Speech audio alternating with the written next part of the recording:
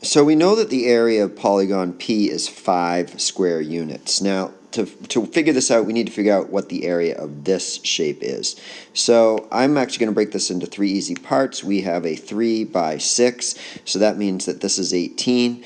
This part is also 18 squares, and then we have a 3 by 3, which is 9. So 18 plus 18 plus 9 gives you 45 units squared for this shape. Now, comparing these, 5 times some number equals 45. To figure out how much bigger it is actually 9 times bigger. So, when you have a scale factor, if we have a scale factor and we know we have to square that number to figure out how much bigger the area is going to be. So the area is 9 times bigger.